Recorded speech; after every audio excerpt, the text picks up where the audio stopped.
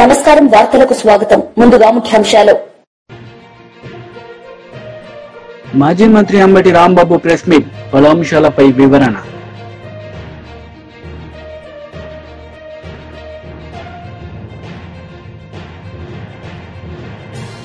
మాజీ మంత్రి Harish Rao press meet CM Revanth రెడ్డిపై ఫైర్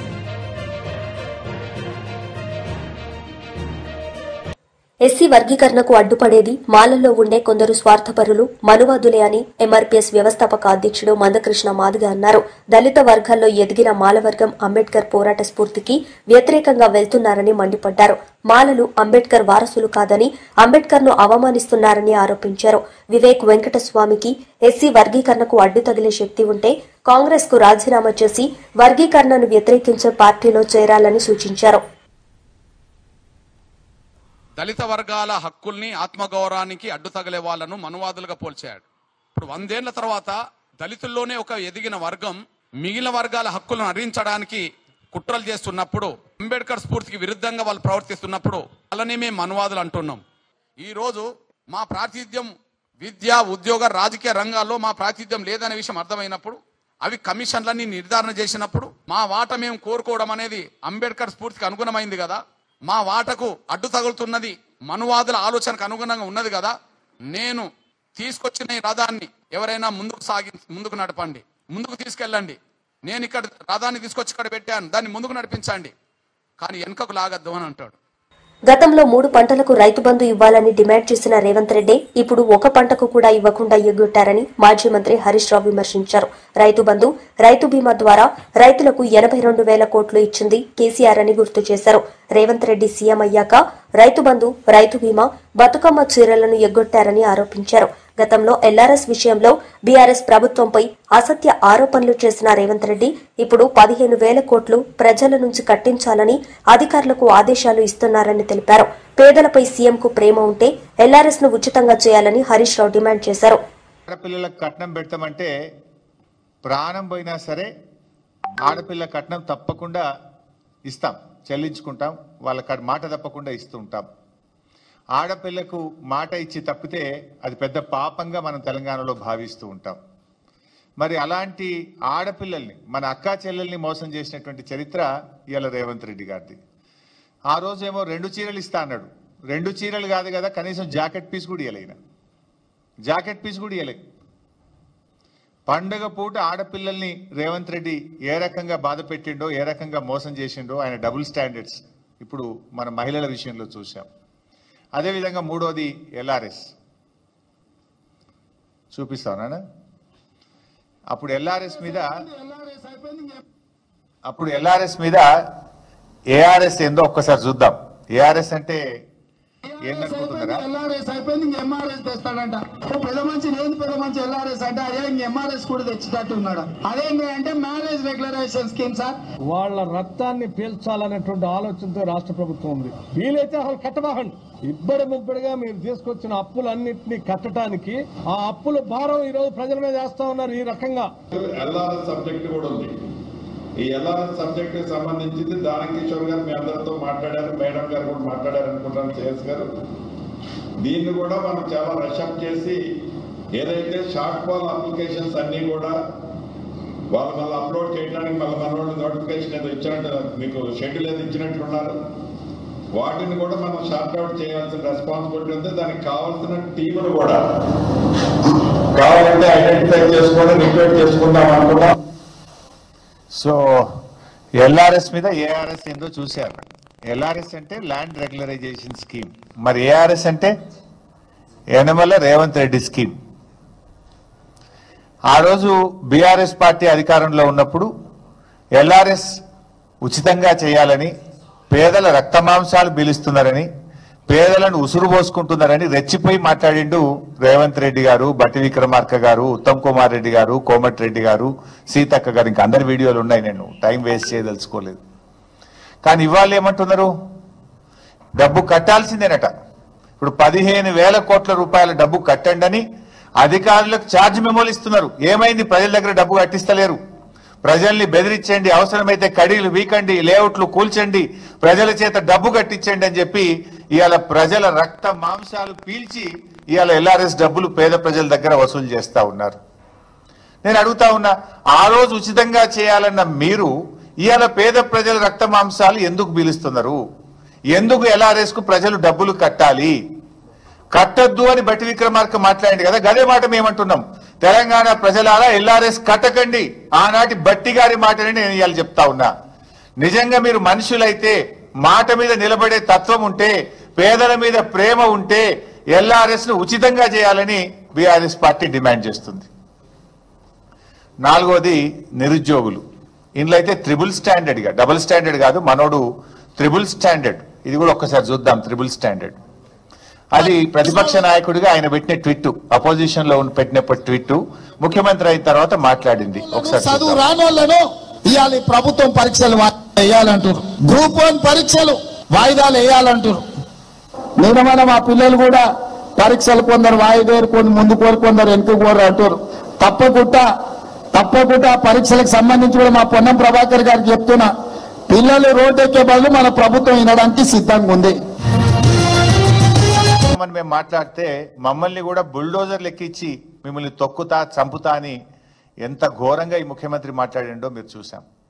ఇవాళ హైదరాబాద్లో ఎక్కడ చూసినా రేవంత్ రెడ్డి విధ్వంసాలు, శిథిలాలే కనబడతాయి.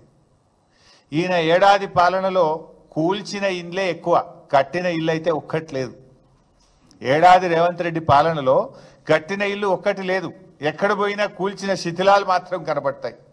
పాప మా పసిపాప నా పుస్తకాలు తెచ్చుకుంటా, మా నాన్న కొనిచ్చిన వాటర్ బాటిల్ తెచ్చుకుంటా అంటే కూడా సమయం ఇవ్వకుండా కూల్చినావు కదా. Is it not criminal waste mister Revanth Reddy? ఇది క్రిమినల్ వేస్ట్ కాదా? ఆ పిల్ల విద్యా సంవత్సరం, అమ్మాయి విద్యా సంవత్సరాన్ని కూడా ఆగం చేసినావు. మానవత్వం లేకుండా వాటర్ బాటిల్ని కూడా తెచ్చుకోకుండా కూల్చినవే. మరి ఆ రోజు నువ్వేం మాట్లాడినావు? ఇవాళ నువ్వు చేస్తున్నదేందో ఒక్కసారి ఆత్మవిమర్శ చేసుకో. కాంగ్రెస్ సర్కార్ ఏడాది పాలనపై బీజేపీ పార్టీ ఛార్జిషీట్ విడుదల చేయడం ఆశ్చర్యంగా ఉందని ఎమ్మెల్సీ జీవన్ రెడ్డి అన్నారు. రేవంత్ రెడ్డి ప్రభుత్వం అమలు చేస్తున్న సంక్షేమ పథకాలు బీజేపీ పాలిత ప్రాంతాల్లో ఎక్కడైనా అమలు చేస్తున్నారా అని ప్రశ్నించారు. దేశంలో ఏ రాష్ట్రం చేయని విధంగా 2 లక్షల వరకు రైతు రుణమాఫీ కాంగ్రెస్ ప్రభుత్వం చేసిందని గుర్తు చేశారు. ప్రజల్లో వస్తున్న ఆదరణ చూసి తట్టుకోలేక అసత్య ప్రచారం చేస్తున్నారని ధ్వజమెత్తారు.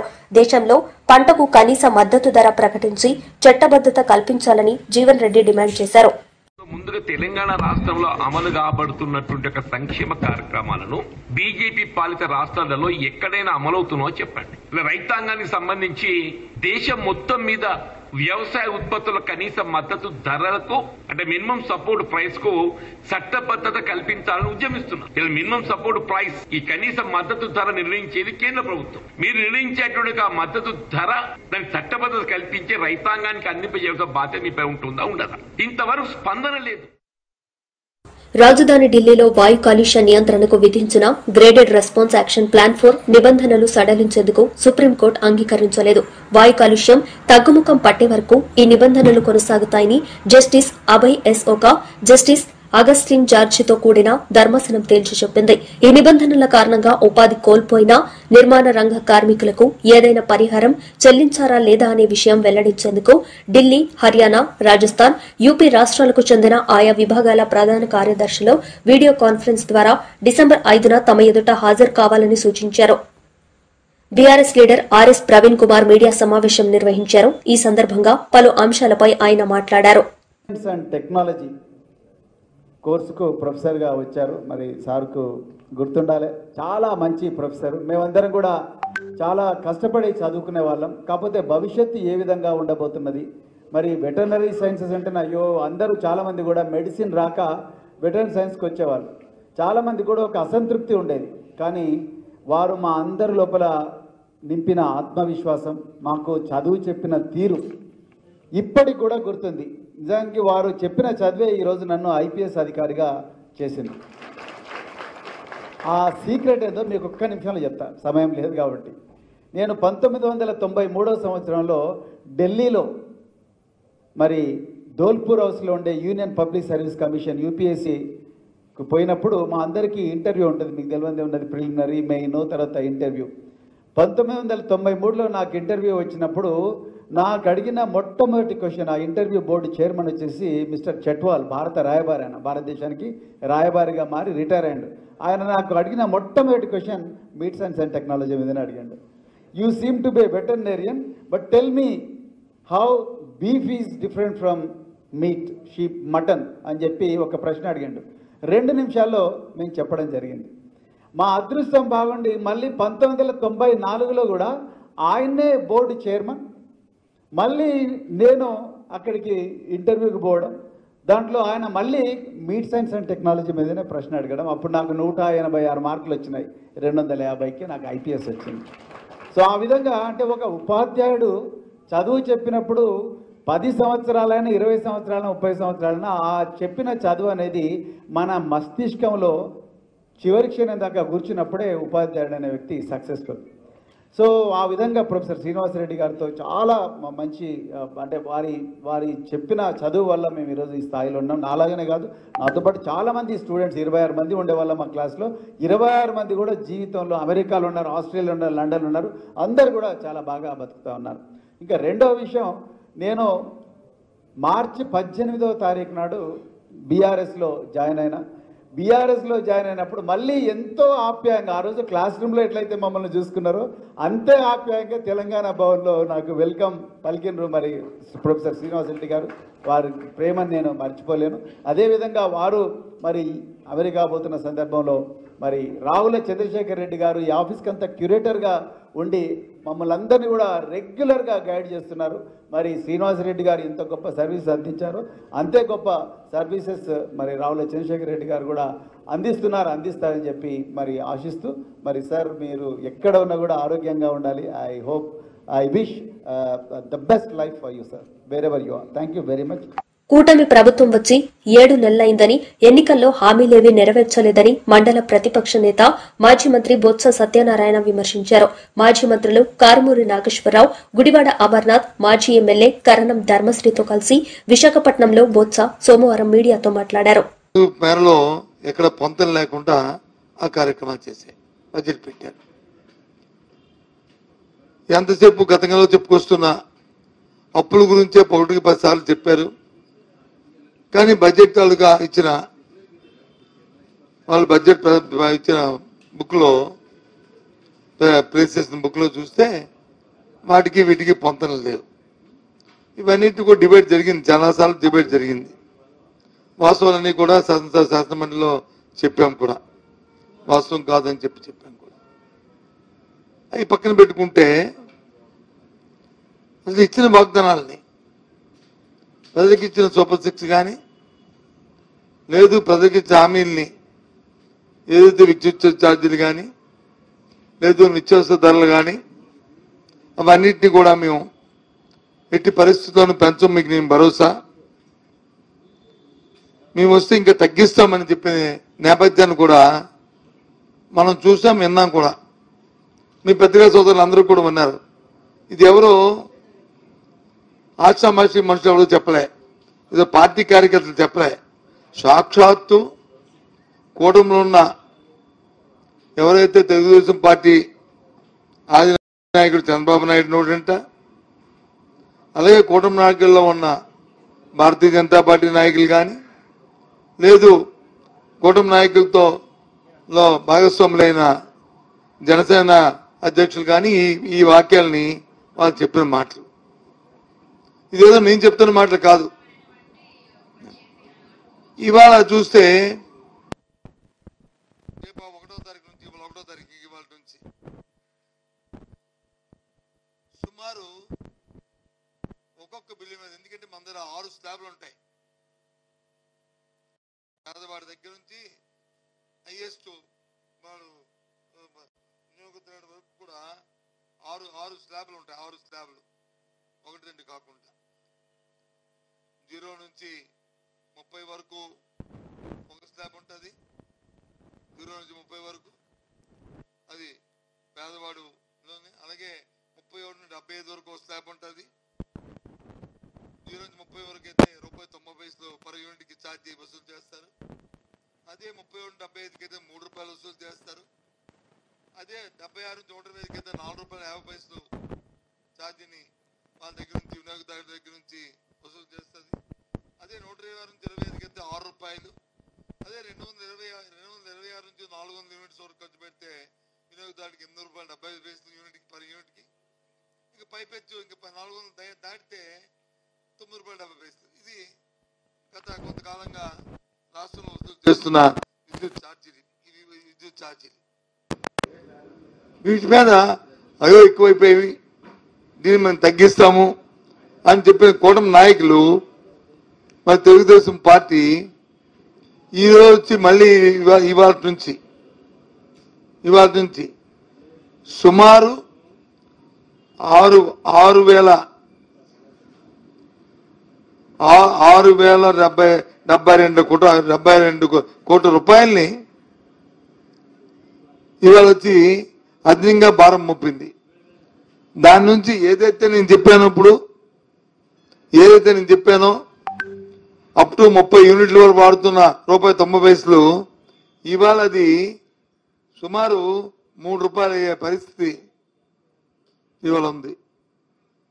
అదే ₹3 వాడుతుంది వచ్చి ₹4.20 అయిపోయే పరిస్థితి ఉంది. అంటే ఒక యూనిట్కి సుమారు ₹120 నుంచి ₹1.25 పెరుగుతుంది. ఒక యూనిట్కి ఇది పెరుగుతుంది. మాజీ మంత్రి అంబటి రాంబాబు మీడియా సమావేశం నిర్వహించారు. ఈ సందర్భంగా ఆయన మాట్లాడారు. కాకినాడలో ప్రశ్నిస్తున్నారు, ఏమిటి అన్యాయం, పీడిఎస్ రైస్ ఎందుకు వెళ్తుంది? ఎవరిని అడుగుతున్నావు స్వామి? నీ చెక్ పోస్టులు ఉన్నాయి, అక్కడ నీ ఆధీనంలో ఉంది. ఒక పెద్ద డ్రామా, చేతగాని తనం, ఎదుటివాడి మీద మాట్లాడేటటువంటి ప్రయత్నం మీరు చేస్తున్నారు. నేను నిన్న కూడా చెప్పా, కాకినాడలోనే ఉంటాడు మన పౌర సరఫరాల శాఖ మంత్రి. ఎందుకంటే కలెక్షన్ కోసం నేను అంటున్నారు, ఫుల్ కలెక్షన్. నేను మొన్న చెప్పాగా 200 కోట్ల రూపాయలు రైతులు కాదు మిల్లర్స్కి రిలీజ్ చేశారు. 8% కాడ కొట్టేశారు. ఇది ఏ మిల్లోనే చెబుతారు, ఇది నా ఆరోపణ. సమాధానం చెప్పండి, సమాధానం చెప్పరు. సమాధానం చెబితే తీసుకోమని నిజమే కదా అని మిల్లర్స్ అందరూ వచ్చే పరిస్థితి ఉంటుంది. ఆయన అంటాడు, అసలు ఈ కాకినాడ పోర్ట్ నుంచి గత 3 సంవత్సరాల్లో ఎన్ని లక్షల మెట్రిక్ టన్నులు ఉత్పత్తి అయిందో చెబితే మీరు ఆశ్చర్యపోతారు. 1,35,00,000 మెట్రిక్ టన్నులు కాకినాడ పోర్ట్ నుంచి వెళ్ళింది. అది ఎంత అంటే 48,537 కోట్ల ఖరీదు చేసేటటువంటిది ఈ గత 3 సంవత్సరాల్లో జగన్మోహన్ రెడ్డి గారి పరిపాలన వెళ్ళింది. ఇది అక్రమం, అన్యాయం, ప్రజలు ఆశ్చర్యపోతున్నారు అని నేను ఇంకోటి చెబితే అందరూ ఆశ్చర్యపోతారు. పవన్ కళ్యాణ్ గారు కూడా ఆశ్చర్యపోతాడు, మన మనోహర్ కూడా ఆశ్చర్యపోతాడు. అంటే వాళ్ళిద్దరూ ఆశ్చర్యపోవడానికి వాళ్ళకి తెలియకపోతేగా, తెలిసే ఉంటుంది. అందుకని ఆశ్చర్యపోరేమని నాకు అనుమానం. అదేంటో తెలుసా మీకు?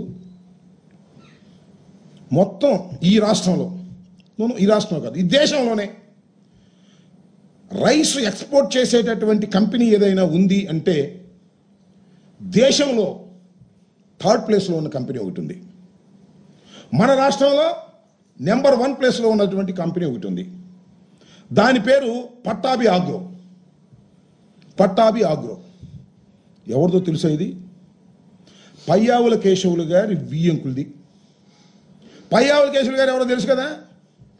మీ సహచర మంత్రి, ఫైనాన్స్ మినిస్టరు.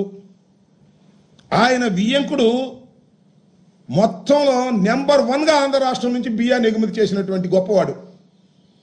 ఇంకోటి కూడా చెప్తున్నా, మొన్న మీరు స్టెల్లా అనే దానిలో పట్టుకున్నారు కదా, కలెక్టర్ గారు వెళ్ళి సీజ్ చేశాడు. స్టెల్లా అనేటువంటి వెజల్ని పట్టుకున్నారు. ఇదే గొడవ.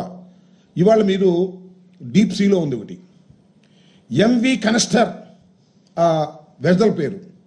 దానిలో 42,500 మెట్రిక్ టన్నులు ఆల్రెడీ పట్టాభి ఆగ్రో వాళ్ళు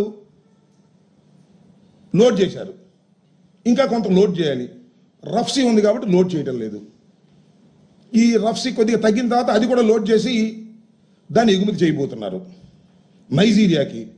నా ఆరోపణ చెప్తున్నా, దీనిలో టోటల్గా పీడిఎస్ రైస్దే నేను ఆరోపణ చేస్తున్నా.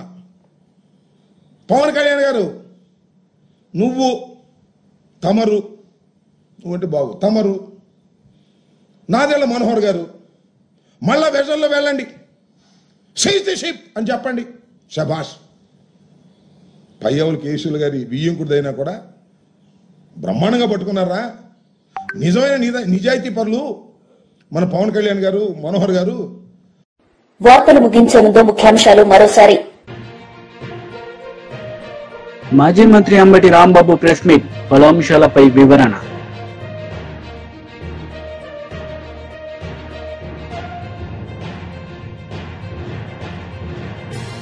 మాజీ మంత్రి Harish Rao press meet, CM Revanth రెడ్డిపై ఫైర్.